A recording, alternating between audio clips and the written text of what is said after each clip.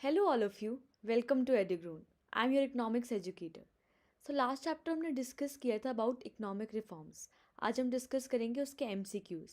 किसके? Economic reforms के. इससे पहले आप वो वाला चैप्टर कंप्लीट करना तभी आपको ये समझ आएगा. Okay, so let's start it's MCQs.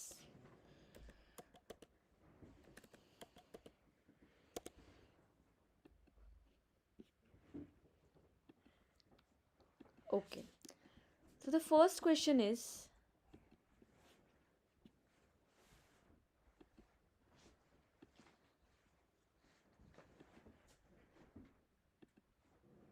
Okay, development experience 1947 से 1950 तक एंड इकोनॉमिक रिफॉर्म सिंस 1991. इसके एमसीक्यूज हम डिस्कस करने वाले हैं.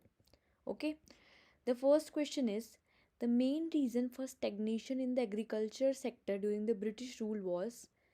सबसे मेन रीज़न जो स्टेग्नेशन हुआ था एग्रीकल्चर सेक्टर में ब्रिटिश के टाइम में, क्या हुआ था कि एग्रीकल्चर सेक्टर स्टेगनेंट हो गया था. उसका कौन सा इनमें सबसे बड़ा रीज़न है? हमें 4 रीजंस दिए हुए हैं. फर्स्ट रीज़न है लैंड सेटलमेंट सिस्टम. जो लैंड का सिस्टम था कि एक ज़मींदार होगा और एक टेनेंट होगा, राइट.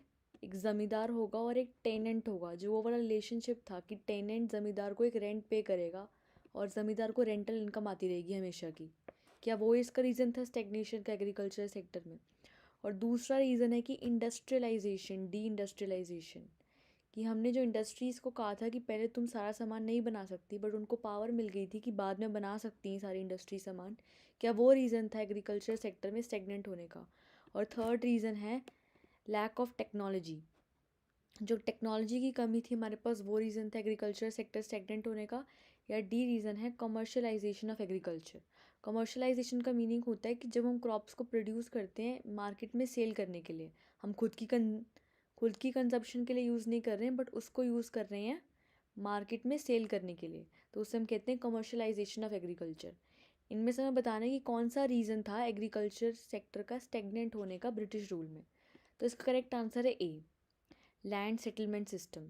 जो हमने रिलेशनशिप इस्टेब्लिश कर दी थी ज़मींदार और टेनेंट के बीच में, कि एक ज़मींदार होता था और एक टेनेंट होता था. टेनेंट को एक फ़िक्स्ड रेंट पे करना होता था ज़मींदार को. जो भी वो फसल उगाएगा उसमें से एक फ़िक्स्ड रेंट उसको पे करना होता था ज़मींदार को, और ज़मींदार को फ्री की रेंटल इनकम आती रहती थी इससे. सबसे बड़ा रीज़न यही था स्टेगनेंट होने का एग्रीकल्चर सेक्टर. हमारा एग्रीकल्चर सेक्टर ग्रो हो सकता था, बट इस लैंड सेटलमेंट के सिस्टम में ज़मींदार और टेनेंट के रिलेशनशिप की वजह से हमारा एग्रीकल्चर सेक्टर डेवलप नहीं हो पाया. Okay, so A is the correct option. Second question is the first official census was conducted in the year. जो सबसे पहला ऑफिशियल सेंसस था, सेंसस का मतलब जो पॉपुलेशन काउंट हुई थी हमारी सबसे पहली ऑफिशियली, उसका करेक्ट आंसर है 1881. कब हुई थी, किस ईयर में हमारी सबसे पहले पॉपुलेशन काउंट हुई थी इंडिया में? इसका करेक्ट आंसर है डी, 1881. 1891 में नहीं हुई थी.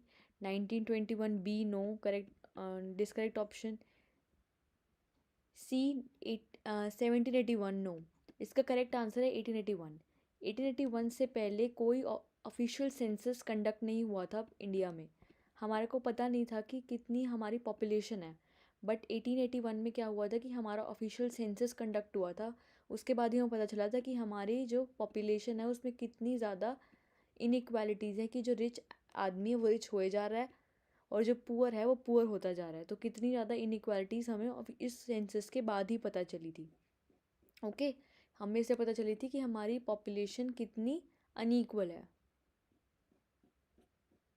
तो करेक्ट आंसर इज़ डी, 1881. ये आपको डेट याद करनी है, 1881. Next question, the export surplus during the British rule was use. जो ब्रिटिश रूल के टाइम में एक्सपोर्ट सरप्लस हुआ था, मतलब जो ब्रिटिश रूल में एक्सपोर्ट का सरप्लस हुआ था, हम एक्सपोर्ट तो ज़्यादा अर्न कर रहे थे इम्पोर्ट से, बट जो उसका सरप्लस हुआ था, जो एक्स्ट्रा पैसा रिसीव हुआ था एक्सपोर्ट को ज़्यादा इम्पोर्ट करने से, वो कहाँ पे यूज़ हुआ था ब्रिटिशर्स के द्वारा? फर्स्ट ए ऑप्शन है कि to make payments for expenses occurred by the office set up by the colonial government in Britain. जो कॉलोनियल गवर्नमेंट ने ब्रिटेन में ऑफिस सेटअप किया था, उसके एक्सपेंसेस को मीट करने के लिए हुआ था इस सरप्लस का पैसा use. Second B option is to meet expenses for war for by the British government.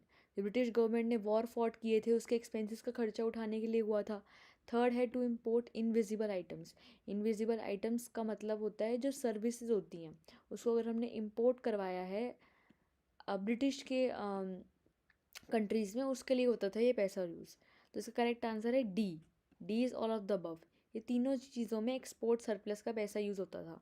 Payments की पेमेंट करने के लिए जो एक्सपेंसेस हुए हैं ऑफिस सेट करने के लिए भी होता था, और जो ब्रिटिश गवर्नमेंट वॉर्स फॉट करती थी आपस में उसके खर्चे बियर करने के लिए भी होता था, और जो इम्पोर्ट करवाती थी इनविजिबल आइटम्स उसके लिए भी होता था। तो correct answer is D, all of these. Okay, let's move to next question. The foundation of British Empire was laid by battle of Plassey fought in. ओके, सबसे पहले क्या हुआ था कि बैटल ऑफ प्लासी फॉट हुआ था, उसके बाद ही हमारा ब्रिटिशर्स इंडिया में आए थे। हमें बतानी है कि बैटल ऑफ प्लासी फॉट करने की डेट क्या थी, मतलब बैटल ऑफ प्लासी कब फॉट हुआ था। ओके, पहले बैटल ऑफ प्लासी फॉट हुआ, प्लासी का जो बैटल था वो फॉट हुआ, उसके बाद ही ब्रिटिशर्स इंडिया में आए थे। तो वो हमारी कौन सी डेट थी जब हमारा फॉट हुआ था बैटल ऑफ प्लासी, हमें बताना है। फर्स्ट ऑप्शन इज 1757, बी 1857, सी 1763 या डी 1747। तो इसका करेक्ट आंसर हो जाएगा 1757। बैटल ऑफ प्लासी फॉट हुआ था इंडिया में 1757 को, उसके बाद ही फाउंडेशन आया था ब्रिटिश एम्पायर का, उसके बाद ही ब्रिटिशर्स आए थे इंडिया में रूल करने के लिए, और 200 ईयर्स के लिए लगातार रूल करते रहे। तो correct answer is A 1757। Okay, next question is decline of handicraft industries lead to. जो हैंडीक्राफ्ट इंडस्ट्रीज़ का डिक्लाइन हुआ था, मतलब जो पहले हैंडीक्राफ्ट इंडस्ट्रीज़ बहुत ज़्यादा इंडिया में मशहूर थी हमारी वर्ल्ड वाइड, बट उसका डिक्लाइन हो गया था, उसकी वजह से क्या क्या इम्पेक्ट हुआ। ए मैसिव अनएम्प्लॉयमेंट, लोगों को अब एम्प्लॉयमेंट नहीं मिली, क्योंकि जो लोग हैंडीक्राफ्ट पे डिपेंडेंट थे उनको तो एम्प्लॉयमेंट मिली नहीं, वो तो अब बेरोज़गार हो गए। तो ये तो करेक्ट ऑप्शन है। इम्पोर्ट ऑफ फिनिश गुड्स, अगर हैंडीक्राफ्ट मटेरियल नहीं प्रोड्यूस हो रहा तो हम क्या इंपोर्ट करेंगे, फिनिश गुड्स ही इंपोर्ट करेंगे ऑब्वियसली, क्योंकि दो टाइप के गुड्स होते हैं, एक होता है हैंडीक्राफ्ट जो हाथ से बनता है, बट दूसरा होता है मशीन मेड गुड्स। बट अगर हाथ से नहीं बन रहा है वो गुड तो ऑब्वियसली हम मशीनों का यूज़ करेंगे और मशीन की फिनिश गुड्स की इंपोर्ट इंक्रीज़ हो जाएगी, राइट। तो ये भी करेक्ट ऑप्शन है, और सी है बोथ ए एंड बी, और D neither A and B. तो करेक्ट आंसर इज सी। हमारा अनएम्प्लॉयमेंट भी बढ़ा था, क्योंकि जो हैंडीक्राफ्ट पे डिपेंडेंट थे लोग उनको अब नहीं मिल रही थी एम्प्लॉयमेंट इसकी वजह से, और जो इम्पोर्ट हैं फिनिश गुड्स के वो भी इंक्रीज़ हुए थे, क्योंकि हैंडीक्राफ्ट इंडस्ट्रीज़ का डिक्लाइन हो गया। तो correct answer is C, both A and B. Okay, let's move to next question. Which industry was adversely affected due to partition. जो पार्टीशन हुआ था इंडिया और पाकिस्तान का, उसमें से सबसे ज़्यादा इफेक्ट कौन सी इंडस्ट्री को पड़ा था। A is silk, B is cotton, C is jute, और डी इज़ नायलॉन। तो इंडिया और पाकिस्तान में जो हुआ था हमारा पार्टीशन, उसकी वजह से सबसे ज़्यादा जो इफेक्ट पड़ा था इंडस्ट्री में, उसका आंसर है जूट। जूट को बहुत ज़्यादा इफेक्ट हुआ था पार्टीशन की वजह से, क्योंकि जो मेजर जूट प्रोड्यूसिंग एरिया था वो चला गया था पाकिस्तान में। अब इंडिया के पास तो जूट प्रोड्यूसिंग एरिया था नहीं, तो इंडिया के पास से चला गया वो वाला एरिया। तो सबसे ज़्यादा जो इफेक्ट हुआ था पार्टीशन का, वो इंडिया का हुआ था, और सारा का सारा जूट प्रोड्यूसिंग एरिया चला गया था पाकिस्तान में। तो correct answer is C, jute. Option next question is dash was the main source of livelihood for most of the people during the British rule. British rule के टाइम में लोगों को सबसे ज़्यादा जो लाइवलीहुड है, मतलब उनका रोज़गार है, कौन सी एक्टिविटी से चलता था। A is industries, B is agriculture, C is both A and B, and D is none of the above. तो सबसे ज़्यादा जो ब्रिटिशर्स के टाइम पे लोग एंगेज थे वो थे एग्रीकल्चर में। एग्रीकल्चर में सबसे ज़्यादा लोग एंगेज थे, क्योंकि 65% जो शेयर था वो प्राइमरी सेक्टर से आता था। ये सारे के सारे जो लोग थे किस में एंगेज थे, एग्रीकल्चर सेक्टर में ही एंगेज थे। ओके, 65% जो आता था हमारा शेयर वो आता था प्राइमरी सेक्टर से, और जो बाकी बचा हुआ 35% है वो आता है सेकेंडरी और टर्शरी सेक्टर से। और सबसे ज़्यादा लाइवलीहुड कौन प्रोवाइड करता है, इसलिए प्राइमरी सेक्टर। प्राइमरी सेक्टर किस में क्या आता है, एग्रीकल्चर। तो correct answer is B, agriculture. Okay. The opening of Suez Canal served at a direct route of ships operating between. जो स्वेज कैनाल आया था इंडिया में 1869 में, स्वेज कैनाल की डेट क्या थी आने की, 1869। तो इसमें से जो डायरेक्ट रूट का शिफ्ट हुआ था उसमें से कौन सी दो कंट्रीज़ का जो आपस में ट्रेड है वो इंक्रीज़ हुआ था ट्रेड कैनाल के ओपन होने से, स्वेज कैनाल के। A is India and America, B is India and Sri Lanka, C is India and Pakistan and D is India and Britain. तो correct answer is D, India and Britain. जो Suez canal आया था 1869 में, पहले बहुत ज़्यादा दिक्कतें आ रही थी आपस में ट्रेड करने में इंडिया और ब्रिटेन को, बट स्वेज कैनाल की वजह से क्या हुआ कि जो वहाँ की शिप्स थी वो आपस में एक दूसरे को सामान दे रही थी और आपस में ट्रेड बहुत अच्छे से हो रहा था। तो स्वेज कैनाल की वजह से जो एक्सचेंज था आपस में बहुत ज़्यादा अच्छा हो गया। इन दोनों जो कंट्रीज़ के रिलेशंस थे इंडिया और ब्रिटेन के, वो भी बहुत ज़्यादा इम्प्रूव हुए। तो correct answer is D, India and Britain. Okay, let's move to next question. Which year is described as the year of great divide. Great divide में क्या आ जाता है, ग्रेट डिवाइड में आएगा डेमोक्रेटिक प्रोफाइल। डेमोक्रेटिक प्रोफाइल में क्या क्या चीज़ें आती हैं, डेमोक्रेटिक ट्रांजिशन के अंदर आता है हमारा ईयर ऑफ एट डिवाइड। ओके, डेमोक्रेटिक ट्रांजिशन के अंदर इसमें दो तीन चीज़ें होती हैं, एक तो आती है ईयर ऑफ ग्रेट डिवाइड भी आता है, और इसमें आता है एक चीज़ और क्या आता है उसका, फर्स्ट ऑफिशियल सेंसस कब कंडक्ट हुआ था। फर्स्ट कंडक्ट हुआ था हमारा कौन सी डेट को, 1881 को, और ईयर ऑफ ग्रेट डिवाइड हुआ था, ईयर ऑफ ग्रेट डिवाइड हुआ था 1757 में। जो 1757 की डेट है उसको हम कहते हैं ईयर ऑफ ग्रेट डिवाइड। तो correct answer is A, 1757। Occupational structure refers to A, distribution of working force among the different occupations, B, nature of different population, C, size of the workforce in the industry, या D, number of people living in a country। Okay, जो occupational structure है जो हमने discuss किया था first chapter में कि occupational structure कैसा था हमारे इंडिपेंडेंस के टाइम, उसमें ऑक्यूपेशनल स्ट्रक्चर का क्या मीनिंग है। ए, डिस्ट्रीब्यूशन ऑफ वर्क फोर्स, जो हमारा वर्क फोर्स है जो लोग काम कर रहे हैं उनका डिफरेंट चीज़ों में कंट्रीब्यूशन। फॉर एग्जांपल 3 एक्टिविटीज़ होती हैं प्राइमरी में और सेकेंडरी और टर्शरी, तो इनमें इनका क्या कंट्रीब्यूशन है इन सब एक्टिविटीज़ में, किसका, लोगों का, जो लोग वर्कफोर्स का मतलब जो काम कर रही है, इन तीनों एक्टिविटीज़ में क्या क्या इनका कंट्रीब्यूशन है, इसमें ये बताता है ऑक्यूपेशनल स्ट्रक्चर। बी है नेचर ऑफ डिफरेंट ऑक्यूपेशन, जो डिफरेंट ऑक्यूपेशन है डॉक्टर, इंजीनियर, टीचर्स का क्या नेचर है, नो ये तो नहीं बताता। Size of work force in industry, जो वर्क फोर्स काम कर रही है उसका कितना साइज़ है, मतलब कितनी वर्क फोर्स काम कर रही है इंडस्ट्री में। और डी आ जाएगा number of people living in a country, पूरे कंट्री में कितने लोग रह रहे हैं। ओके, तो करेक्ट आंसर हो जाएगा इसका ए।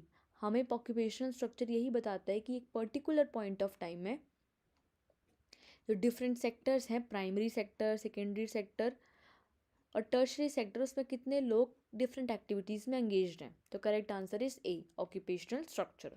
और उस टाइम में बहुत ज़्यादा पुअर था, हमारी बर्थ रेट बहुत हाई थी, डेथ रेट भी बहुत हाई थी, और हमारी लाइफ एक्सपेक्टेंसी भी बहुत ज़्यादा कम थी। तो हमारा जो ऑक्यूपेशनल स्ट्रक्चर था उस टाइम पे काफ़ी पुअर था, right. Which industry receive the major setback during the colonial rule.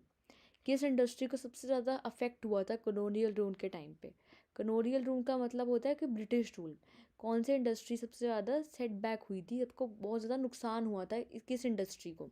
A is cement, B is handicraft, C is paper, या D is iron and steel. Okay, तो जो ब्रिटिश रूल के time पे सबसे ज़्यादा इंडस्ट्री अफेक्ट हुई थी उसका नाम है बी, हैंडीक्राफ्ट। हैंडीक्राफ्ट इंडस्ट्री बहुत ज़्यादा अफेक्ट हुई थी ब्रिटिश रूल के टाइम पे, क्योंकि उन्होंने क्या किया था कि हमारा सारा रॉ मटेरियल ले लिया था ब्रिटिशर्स ने। फॉर एग्जांपल ये ब्रिटेन है और इसको इमेजिन करो आप India.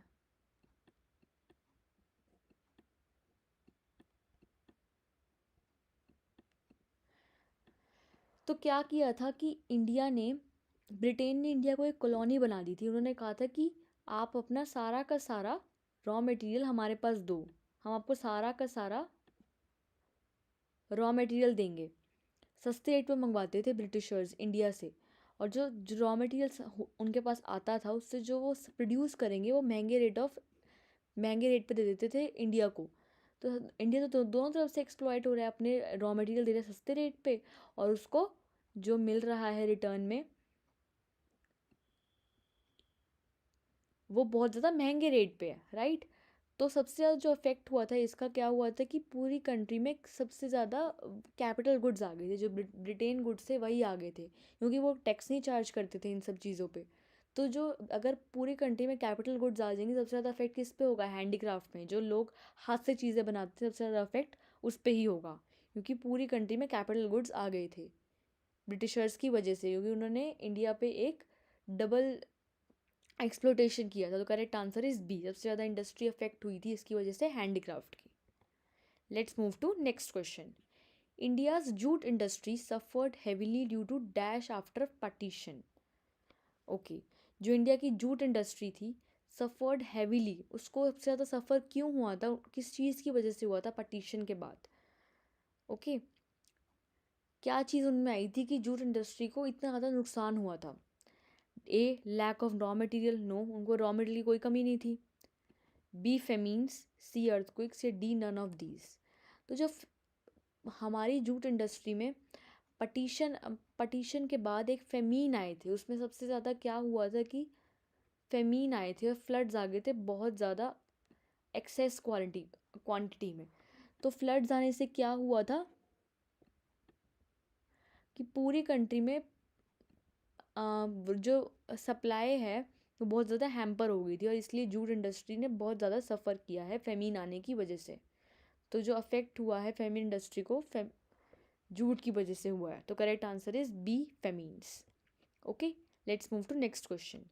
Britishers rule introduced railway in the year A 1849, B 1850, C 1851, या सी डी 1852।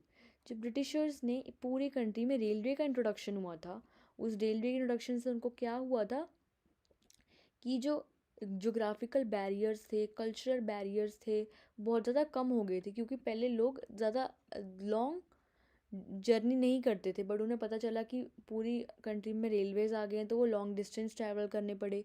जो और ज़्यादा लोग हैं डिफरेंट स्टेट्स के, बिहार, उत्तर प्रदेश, महाराष्ट्र, सारे के सारे ट्रैवल करने लग गए एक साथ, क्योंकि उनके जो कल्चरल और डिफरेंशियल बैरियर्स थे वो सारे के सारे ख़त्म हो गए।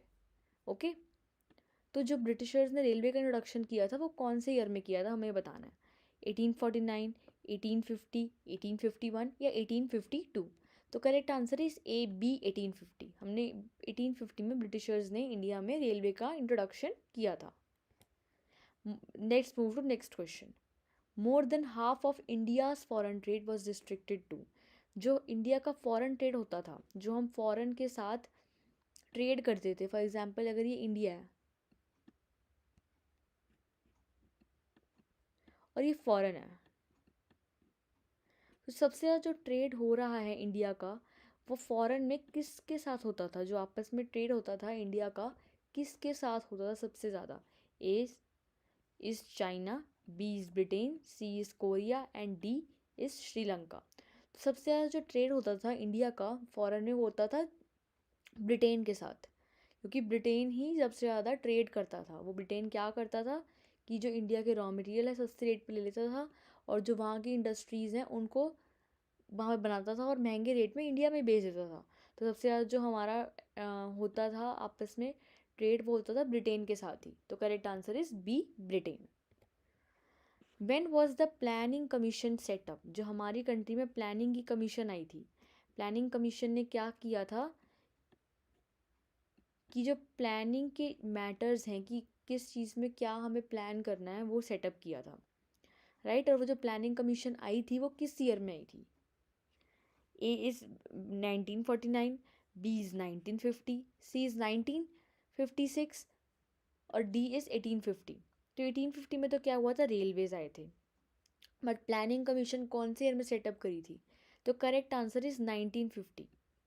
1950 में क्या हुआ था कि प्लानिंग कमीशन आई थी इंडिया में और इसने बहुत ज़्यादा पॉजिटिव इफेक्ट किया था। जो हमारे प्लानिंग के अफेयर्स थे अच्छे से सॉर्ट आउट हो गए थे प्लानिंग कमीशन की वजह से। Okay, let's move to next question. Abolition of intermediaries and land ceiling are a part of. जो बीच के इंटरमीडिएटरीज होते हैं, फॉर एग्जांपल अगर आप एक कंज्यूमर हो और बीच में आप एक रिटेलर के पास जाते हो, राइट, और रिटेलर किससे सामान लेता है? होल सेलर से। कि जो बीच में रिटेलर क्या काम करता है? एक इंटरमीडिएटरी का, तो हमने उसका अबॉलिश कर दिया, ठीक है। और लैंड सीलिंग, लैंड सीलिंग का मतलब होता है कि हमने एक लिमिट फिक्स कर दी कि इस आदमी के पास सिर्फ इतनी ही क्वांटिटी की लैंड होगी एक पॉइंट ऑफ टाइम में। तो ये जो दोनों चीज़ें हैं, इंटरमीडिएटरीज का अबॉलिशन और लैंड सीलिंग, किसके एग्जांपल्स हैं? Industrial reforms in India, external sector reforms in India, land reforms in India, और D banking reforms in India. तो इसका एग्जांपल, इसका आंसर हो जाएगा C, land reforms in India.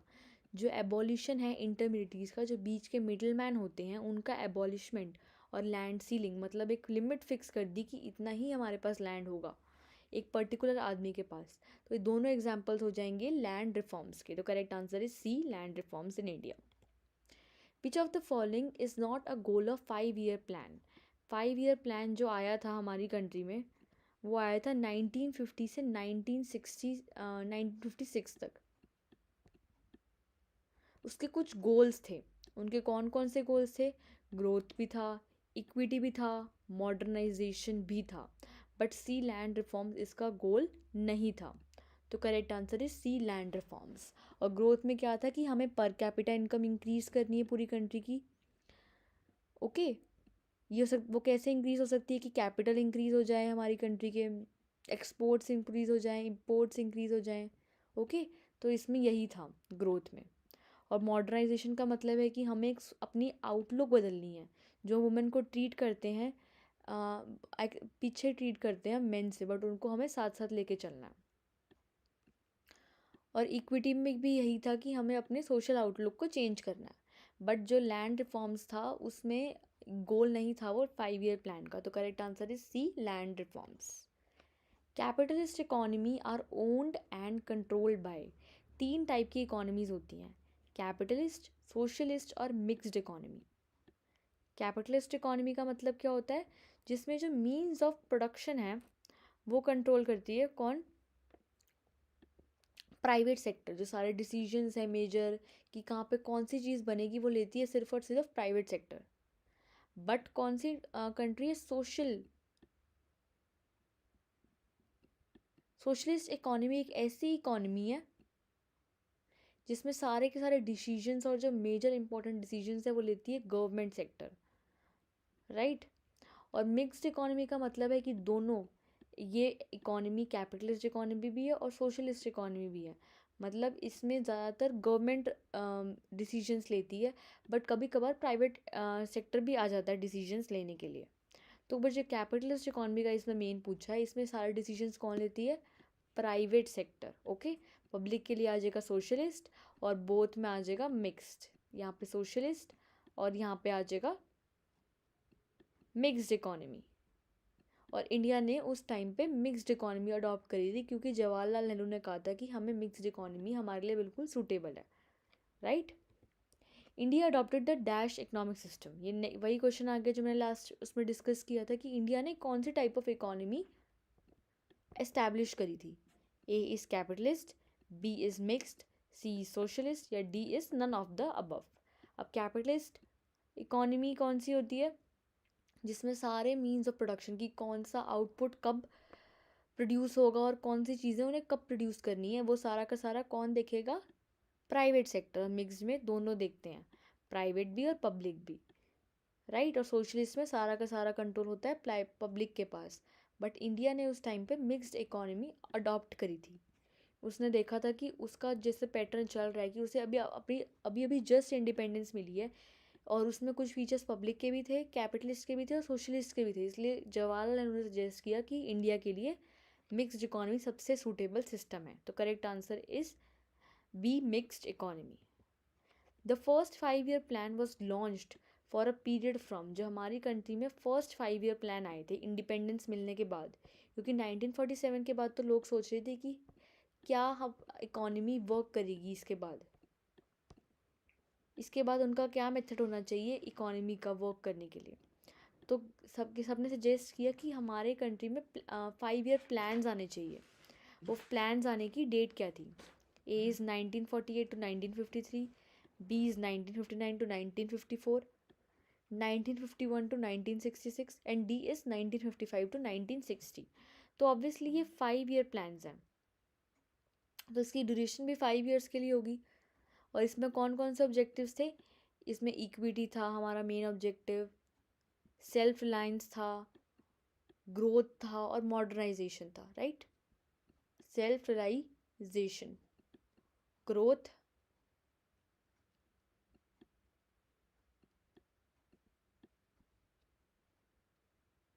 और मॉडर्नाइजेशन। और जो फर्स्ट 5 ईयर प्लान आए थे पहली बार 1947 में इंडिपेंडेंस मिलने के बाद, वो आए थे 1951 से 1956 तक। तो correct answer is C, 1951 to 1956। Okay. To protect goods produced in India from import, government made use of, government चाहती थी कि जो हम गुड्स प्रोड्यूस कर रहे हैं इंडिया में उसको बाहर से एक्सपोर्ट ना करें बल्कि अपनी खुद की कंट्री में ही प्रोड्यूस कर लें। तो उसके लिए गवर्नमेंट ने क्या अडॉप्ट किया था मेजर? तारिफ्स लगाए थे, कोटास लगाए थे, बोथ ए एंड बी या neither of A and B. तो इसका करेक्ट आंसर है both A and B. Government ने तारिफ्स और कोटास दोनों का यूज़ किया था हमारी इंपोर्ट सब्सटीट्यूशन बढ़ाने के लिए। इंपोर्ट सब्सटीट्यूशन का मतलब होता है कि अगर हम अपनी कंट्री में खुद ही गुड्स प्रोड्यूस कर रहे हैं बजाय दूसरी कंट्री से मंगवाने के, तो इसका मतलब होता है इंपोर्ट सब्सटीट्यूशन,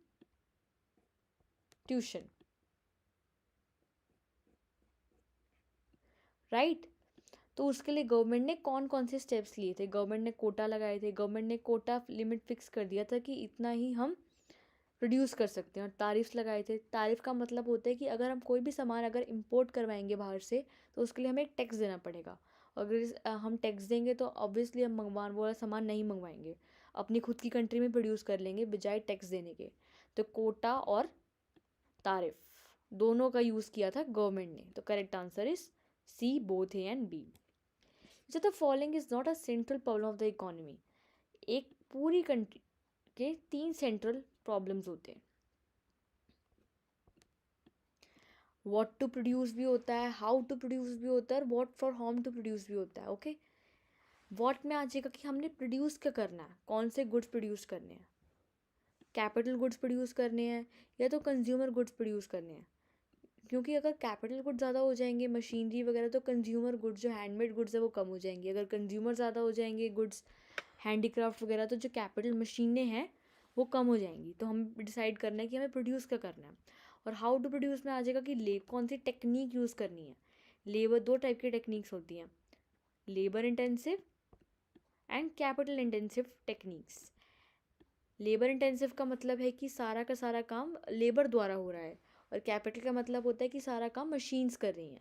बट अगर हम लेबर इंटेंसिव टेक्निक यूज़ करेंगे तो जो कैपिटल की मशीनें हैं वो ज़्यादा प्रोड्यूस हो जाएंगी, और अगर हम कैपिटल का करेंगे प्रोड्यूस तो जो एम्प्लॉयमेंट की प्रॉब्लम है बहुत ज़्यादा बढ़ जाएगी, अनएम्प्लॉयमेंट की। फॉर होम टू प्रोड्यूस आ जाएगा कि हमें प्रोड्यूस किसके लिए करना है, रिच सेक्शन के लिए करना है कि पुअर सेक्शन के लिए करना है। बिकॉज अगर हम रिच के लिए करेंगे तो पुअर सफ़र करेगी, और अगर हम पुअर के लिए करते रहेंगे तो जो रिच है उसको काफ़ी ज़्यादा लॉस होगा। तो जो सेंट्रल प्रॉब्लम है इकोनॉमी की वो तीनों ही हैं। इसका करेक्ट आंसर हो जाएगा यहाँ पे ऑल की जगह नन आएगा, एंड करेक्ट आंसर हो जाएगा डी, नन ऑफ दीज, क्योंकि ये तीनों ही सेंट्रल प्रॉब्लम्स हैं इकोनॉमी के। Okay. Dash economy is the economy in which the means of production are owned, controlled and operated by the government. इनमें से कौन सी इकोनॉमी है जिसमें सारा का सारा जो प्रोडक्शन का मीन्स होता है, जो प्रोड्यूस भी करती है गवर्नमेंट, कंट्रोल भी करती है सारी एक्टिविटीज़ को, और ऑपरेट भी करती है गवर्नमेंट करती है। मिक्स में तो दोनों करते हैं, प्राइवेट भी और पब्लिक भी। सोशलिस्ट में सिर्फ और सिर्फ गवर्नमेंट करता है सारी की सारी एक्टिविटीज़ को कंट्रोल। और कैपिटलिस्ट में आ जाएगा कि सारी की सारी एक्टिविटीज़ को कौन कंट्रोल करता है, प्राइवेट सेक्टर, राइट। बट इसमें गवर्नमेंट का पूछे तो correct answer is B, socialist economy. Schedule dash comprises of industries which are exclusively owned by the state. Schedule industrial policy reforms में 3 टाइप की इंडस्ट्रीज बताई हैं, schedule A industry, schedule B industry, schedule C industry. Schedule A में आ जाएगा कि वो industries जो प्राइवेट सेक्टर ओन करती है, बी में आ जाएगा जो स्टेट ओन करती है, सी में वो वाली इंडस्ट्रीज़ आएंगी जो कोई भी ओन नहीं करता, ना प्राइवेट ना स्टेट, ये रिमेनिंग इंडस्ट्रीज़ के अंदर आ जाएंगी। बट जो स्टेट ओन करता है इंडस्ट्रीज़ वो होती हैं बी, जो स्टेट सारा का सारा कंट्रोल स्टेट के पास होता है शेड्यूल बी इंडस्ट्रीज़ का। तो correct answer is B. Okay. Dash refers to tax on imported goods. अगर हम कोई भी सामान इम्पोर्ट करवाएंगे बाहर से, फॉर एग्जांपल ये इंडिया है, उसने ब्रिटेन से कोई सामान इम्पोर्ट करवाया, तो जो उसको टैक्स देना पड़ेगा गवर्नमेंट को, उस टैक्स को हम क्या कहते हैं? A is quotas, B is tariffs, C is lagaan, या C is none of these. तो उस टैक्स का नाम होता है तारिफ्स, जो हम इम्पोर्टेड गुड्स पे टैक्स करवाते हैं। अगर हम कोई भी सामान ब्रिटेन से इंडिया में इम्पोर्ट करेंगे, हमें एक टैक्स दे पेमेंट करना पड़ेगा, उस टैक्स का नाम है तारिफ, राइट। कोटा तो लिमिट सेट कर देते हैं कि इतना ही आप इम्पोर्ट कर सकते हो। लगान एक टाइप से टैक्स होता है, राइट। बट इम्पोर्टेड गुड्स पे वो टैक्स नहीं होता है, जो इम्पोर्टेड गुड्स पे टैक्स होता है उसे हम कहते हैं तारिफ। Correct answer is B, tariff. In which year India adopted the high yielding variety seeds for the first time. इनमें से कौन से ईयर में इंडिया में सबसे पहले हाई यील्डिंग वैरायटी सीड्स आई थी? हाई यील्डिंग वैरायटी का मतलब HYV सीड्स, ये ग्रीन रेवोल्यूशन की वजह से आई थी ये वाली सीड्स। और सब फर्स्ट टाइम जो आई थी HYV सीड्स, जिससे प्रोडक्शन बहुत ज़्यादा इंप्रूव हुई थी इकोनॉमी की। अगर पहले प्रोडक्शन 100 यूनिट्स की हो रही थी, तो उसके बाद इसकी जो प्रोडक्शन है वो 150 की हो रही थी, सिर्फ और सिर्फ HYV सीड्स की वजह से। इसका नाम होता है ये high yielding variety seeds. But इसका एक मेन डिसएडवांटेज है कि इसको बहुत ज़्यादा वाटर और इलेक्ट्रिसिटी चाहिए होती है कंजम्पशन करने के लिए। बट जो सब फर्स्ट टाइम आए थे पूरी इंडिया में, वो आए थे 1966 में। GDP stands for gross domestic product, gross domestic process, gross development process, या डी नन ऑफ दीज। जो GDP होता है, हम कहते हैं कि पूरी कंट्री का हमारा ये GDP ये चल रहा है, तो उस GDP का क्या मीनिंग है, उसकी फुल फॉर्म क्या है? तो इसका करेक्ट आंसर है ए, ग्रॉस डोमेस्टिक प्रोडक्ट। GDP बताती क्या है कि एक पूरी कंट्री में जो हमारे गुड्स एंड सर्विसेज प्रोड्यूस हुए हैं एक पूरे ईयर में, जितने पूरे कंट्री में जितने गुड्स एंड सर्विसेज प्रोड्यूस हुए हैं सबकी वैल्यू बताती है एक पूरे ईयर में, राइट। इसका ये मतलब होता है GDP का। और अगर किसी कंट्री की GDP ज़्यादा है तो मतलब उसका ग्रोथ भी ज़्यादा हो रहा है उस कंट्री का, इस कंपैरिजन टू दो अदर कंट्रीज़। तो करेक्ट आंसर हो जाएगा एक, gross domestic product. Okay. Gross का मतलब पूरे एक साल के लिए, और डोमेस्टिक प्रोडक्ट का मतलब होता है कि सारी गुड्स एंड सर्विसेज की वैल्यू बताती है एक साल में। Okay. Land ceiling refers to, हम जो कहते हैं कि लैंड सीलिंग और लैंड रिफॉर्म्स की जो पॉलिसी अडॉप्ट हुई थी उसमें लैंड सीलिंग का क्या मीनिंग है? Fix rural land holding at the existing level, एक फिक्स रूरल लैंड होल्डिंग दे दी existing level. Okay. Fixed land area of irrigation process, एक फिक्स्ड एरिया इरिगेशन के लिए। सी आ जाएगा fixed rural land holdings at the existing level, existing level में एक रूरल लैंड होल्डिंग्स दे दी। और डी आ जाएगा fixed quantum of land by an individual. तो correct answer is D, fixed quantum of land. एक पर्टिकुलर इंडिविजुअल को इतनी ही लैंड दे दी कि तुम इससे ज़्यादा लैंड नहीं दे सकते। फॉर एग्जाम्पल ये ए है, इसको एक फिजिकल पूरी की पूरी दे दी कि तुम इससे ज़्यादा लैंड अपने पास नहीं रख सकते, ये तुम्हारी मैक्सिमम हेक्टेयर है कि जितना तुम रख सकते हो इस लैंड को, इससे ज़्यादा तुम नहीं रख सकते। और इस प्रोसेस को हम कहते हैं land ceiling. Correct answer is D. The following refers to realisation of the previous government restrictions. इनमें से कौन सी चीज़ है जो बताती है कि गवर्नमेंट के रिस्ट्रिक्शंस को हमने ख़त्म कर दिया है? प्राइवेटाइजेशन, प्राइवेटाइजेशन का मतलब तो होता है कि जो सारी पावर्स गवर्नमेंट के पास थी पहले वो हमने दे दी प्राइवेट सेक्टर को, तो इसका ये तो नहीं है।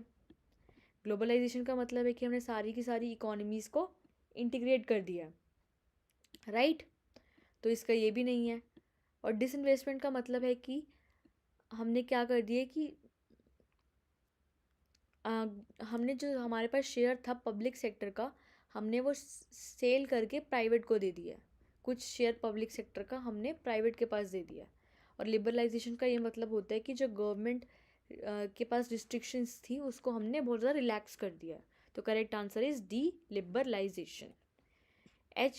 WTO was established in the year, जो पूरी कंट्री में WTO आया था, वर्ल्ड ट्रेड ऑर्गेनाइजेशन, जो कंट्रीज़ में ट्रेड हो रहा था उसको मैनेज करने के लिए, वो कौन से ईयर में आया था, राइट। इसने एक रूल बना दिया था कि सारी की सारी कंट्रीज़ में कि तुम इतना ही ट्रेड कर सकते हो और ये तुम्हारी ट्रेड के रूल्स हैं। ओके, अगर ये कंट्री कर रही है आपस में ट्रेड और ये कंट्री कर रही है तो ये उन्होंने आपस में रूल बना दिए थे कि ये ही तुम कर सकते हो ट्रेड, ये तुम्हारे रूल्स हैं और ये तुम्हें प्रोसीजर्स फॉलो करने पड़ेंगे। तो जो WTO आया था वो कौन से ईयर में आया था? 1955, 1948, 1966 एंड 1954। तो करेक्ट आंसर इज इन 1955। जो वर्ल्ड ट्रेड ऑर्गेनाइजेशन आई थी इंडिया में वो आई थी 1955 को। Dash means integrating the economy with the world economy. इसका मतलब होता है कि जो हमारी डोमेस्टिक इकोनॉमी है इंडिया को उसको इंटीग्रेट करना, मतलब मर्ज करना बाकी सारी इकोनॉमीज़ के साथ भी। ए globalisation, B privatisation, C liberalisation या डी डिसइन्वेस्टमेंट। तो ग्लोबलाइजेशन का ये मीनिंग होता है कि हम अपनी इंडिया की इकोनॉमी को बाकी इकोनॉमीज़ के साथ इंटीग्रेट कर रहे हैं और उसको इंडिपेंडेंट बना रहे हैं बाकी इकोनॉमीज़ के साथ भी ट्रेड करने के लिए। और प्राइवेटाइजेशन का मतलब होता है कि हमने रोल दे दिया प्राइवेट सेक्टर को, गवर्नमेंट ने थोड़ा सा अपना रोल दे दिया प्राइवेट सेक्टर को।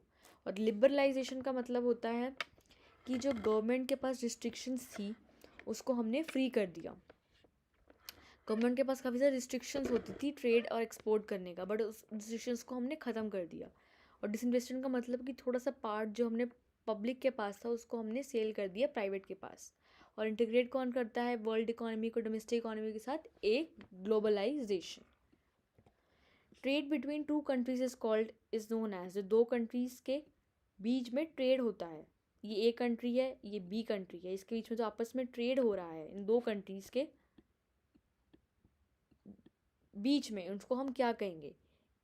Bilateral trade, multilateral trade, both A and B या neither A and B. Bi का मतलब ही टू है, अगर दो कंट्रीज़ के बीच में ट्रेड हो रहा है तो उसको हम कहेंगे बायलेटरल ट्रेड। और मल्टी का मतलब होता है कि अगर 3-4 कंट्रीज़, उसको कोई लिमिट नहीं है बट वो दो तो नहीं है, अगर कोई ट्रेड हो रहा है आपस में तो करेक्ट तो उसको हम कहेंगे मल्टी लेटरल ट्रेड। बट जो दो कंट्रीज़ के बीच में ट्रेड होगा उसे हम कहेंगे bilateral trade. Which of the following is a policy initiated under a new economic policy. जो न्यू इकोनॉमिक पॉलिसी आई थी लिबरलाइजेशन, प्राइवेटाइजेशन और ग्लोबलाइजेशन की पॉलिसीज़ LPG की, उसमें से कौन सी इनमें से पॉलिसी है? ओके, लिबरलाइजेशन, प्राइवेटाइजेशन और ग्लोबलाइजेशन ये तो है, इनमें से मैं बताने की कौन सी नहीं है। ओके, लिबरलाइजेशन, प्राइवेटाइजेशन और ग्लोबलाइजेशन तो है, बट लाइसेंसिंग पॉलिसी जो थी वो नहीं थी, राइट। तो correct answer is D, licensing. Dash refers to disposal of equity of public goods in the market. Okay, इनमें से कौन सी चीज़ें जो बताती है कि हम जो थोड़ा सा प्राइवेट सेक्टर, पब्लिक सेक्टर जो है वो अपना पावर डिस्पोज करके थोड़ी सी प्राइवेट सेक्टर को दे देगा? ग्लोबलाइजेशन नो, इसका मतलब तो होता है इंटीग्रेट करना दो इकोनॉमीज़ को साथ में। प्राइवेटाइजेशन का मतलब होता है कि सारी पावर्स प्राइवेट को दे देना। डिसइन्वेस्टमेंट का मतलब थोड़ा सा पार्ट शेयर कर देना, आप थोड़ा सा पार्ट शेयर कर देना प्राइवेट सेक्टर के साथ। और लिबरलाइजेशन का मतलब होता है गवर्नमेंट का जो रूल्स एंड रेगुलेशंस थे उसको कम कर देना, राइट। तो इसका करेक्ट आंसर हो जाएगा सी, डिसइन्वेस्टमेंट। इसका यही मतलब होता है कि जो प्राइवेट के पास थोड़ी सी पावर थी उसको कम करके पब्लिक को दे देना। Cheaper imported goods are one of the reason behind, जो चीपर इम्पोर्टेड गुड्स थे हमारी कंट्री में चीपर इम्पोर्टेड गुड्स आने लग गए, उसका क्या रीज़न आया? उससे क्या आया कि ग्रोइंग अनएम्प्लॉयमेंट बढ़ी, unbalanced growth, low level of industrial growth और स्प्रेड ऑफ कंज्यूमरिज्म। जो चीपर इम्पोर्टेड गुड्स है उससे क्या आया कि अनएम्प्लॉयमेंट बहुत ज़्यादा बढ़ गई, क्योंकि जो हैंडीक्राफ्ट इंडस्ट्रीज है उसको बहुत ज़्यादा सफ़र करना पड़ा इम्पोर्टेड गुड्स की वजह से। जो बहुत ज़्यादा चीप थे तो लोग उसको बाय नहीं कर रहे थे। अनबैलेंस ग्रोथ की तो कोई प्रॉब्लम नहीं आई, कंज्यूमरिज्म में कोई इफेक्ट नहीं पड़ा और इंडस्ट्रियल ग्रोथ में भी इसका कोई इफेक्ट नहीं पड़ा। बट जो वो सेक्टर था हैंडीक्राफ्ट का उसको बहुत ज़्यादा इफेक्ट पड़ा। Dash refers to transfer of assets और service from public to private. जो पब्लिक अपने थोड़े से एसेट शेयर कर देता है, थोड़ा सा पार्ट, अगर उसके पास 100% का शेयर है उसको थोड़ा सा काट के वो कितने का शेयर रख देता है, 98 का, और 2% का शेयर किसको दे देगा? प्राइवेट को। तो उस प्रोसेस को हम क्या कहेंगे? ग्लोबलाइजेशन? नो, इसका मतलब इंटीग्रेट करना। प्राइवेट का मतलब होता है थोड़े से पावर्स दे देना प्राइवेट सेक्टर को। डिसइन्वेस्टमेंट का मतलब होता है कि थोड़ा सा शेयर दे देना। Right, correct answer is C, disinvestment. इसका यही मतलब होता है कि जो पब्लिक के पास थोड़ी सी पावर्स हैं उसको हमने प्राइवेट को दे दी। और लिबरलाइजेशन का मतलब होता है कि जो गवर्नमेंट के पास थोड़ी सी रिस्ट्रिक्शंस हैं उनको ख़त्म करना। WTO रेफर्स टू, इनमें से जो वर्ल्ड ट्रेड ऑर्गेनाइजेशन है उसका फुल फॉर्म क्या है? World trade, world transport organisation, world टाइफ ऑर्गेनाइजेशन या वुमेन टीचर्स ऑर्गेनाइजेशन? तो correct answer is A, world trade organisation. Outsourcing is good for India because, outsourcing का मतलब क्या होता है कि हम थोड़ी सी जो एक्टिविटीज़ हैं वो किसी थर्ड पार्टी को दे देते हैं बजाय खुद करने के। फॉर एग्जांपल आपने बीपीओ का एग्जांपल सुना होगा। बीपीओ वाले क्या करते हैं, जो कंपनीज में बीपीओ वाली कंपनी है वो थोड़ी सी अपनी जो कॉलिंग की सर्विसेज है वो किसी थर्ड पार्टी को हायर कर लेती है। उससे उनको क्या बेनिफिट मिलता है कि सबसे पहले तो उनका जो टाइम सेव होता है, जो अपने जो इंपॉर्टेंट मैटर्स हैं उनमें वो डिस्कस कर सकते हैं वो सारा काम, और उनसे उनकी कॉस्ट भी कम आती है। और इसके क्या क्या बेनिफिट्स हैं? It provides unemployment to large number of unemployed, बिल्कुल जो अनएम्प्लॉयड लोग हैं उनको एम्प्लॉयमेंट प्रोवाइड करेगा। इट प्रोवाइड्स एक्सलेंस, एक पर्टिकुलर फील्ड में हमें एक एक्सलेंस भी होगी, मतलब एक स्पेशलिटी भी होगी पर्टिकुलर फील्ड में। और C, both A and B. D, neither A and B. तो करेक्ट आंसर इज बी, हमें इससे एम्प्लॉयमेंट भी प्रोवाइड होगी और पर्टिकुलर फील्ड में हमारी एक्सलेंस भी इम्प्रूव होगी। जो the following reforms are initiated by the government under liberalisation. Liberalisation के अंडर गवर्नमेंट जो रिफॉर्म्स बनाती है, 3 टाइप्स की पॉलिसीज़ होती हैं, लिबरलाइजेशन, प्राइवेटाइजेशन और ग्लोबलाइजेशन। जो लिबरलाइजेशन के अंडर हमारे रिफॉर्म्स आते हैं उनमें से कौन सा एक रिफॉर्म है? इंडस्ट्रियल सेक्टर तो बिल्कुल है, इंडस्ट्रीज़ को रेगुलेट करना। फाइनेंशियल सेक्टर में आ जाएगा कि RBI का रोल कम करना, डिवैल्यूएशन ऑफ रूपी। टैक्स में आ जाएगा डायरेक्ट टैक्स और इनडायरेक्ट टैक्स के रिफॉर्म्स, या D, all of the above. तो लिबरलाइजेशन के अंडर सारे के सारे रिफॉर्म्स आ जाते हैं। ओके, इंडस्ट्रियल भी, फाइनेंशियल भी एंड टैक्स भी। जो the following is not a tax reform. जो टैक्स रिफॉर्म होता है इनमें से कौन सा नहीं है? Reduction in taxes, reforms in indirect taxes, simplification of tax process और डीवैल्यूएशन ऑफ रूपी। तो रिडक्शन इन टैक्सेस तो है एक रिफॉर्म, हम रिडक्शन करेंगे टैक्सेस का। इनडायरेक्ट टैक्सेस में भी रिफॉर्म बनाते हैं। सिंप्लीफिकेशन ऑफ टैक्स प्रोसेस ये भी है, बट डीवैल्यूएशन ऑफ रूपी किसका पार्ट है?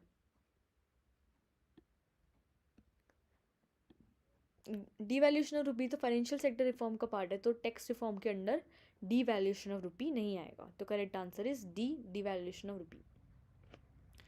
Dash refers to transfer of ownership, management and control to the private sector of the public sector to the entrepreneurs of private sector. हम थोड़ी सी power दे देते हैं पब्लिक सेक्टर को, थोड़ी सी पावर पब्लिक की दे देते हैं प्राइवेट सेक्टर एंटरप्रेन्योर्स को। तो इनमें से कौन सी चीज़ है जो उसको करेक्टली डिफाइन करती है? ए आ जाएगा लिबरलाइजेशन, इसका मतलब तो होता है कि जो गवर्नमेंट की जो रिस्ट्रिक्शन है उनको थोड़ा सा कम करना। ग्लोबलाइजेशन का मतलब है कि सारी इकोनॉमीज़ को इंटीग्रेट करना।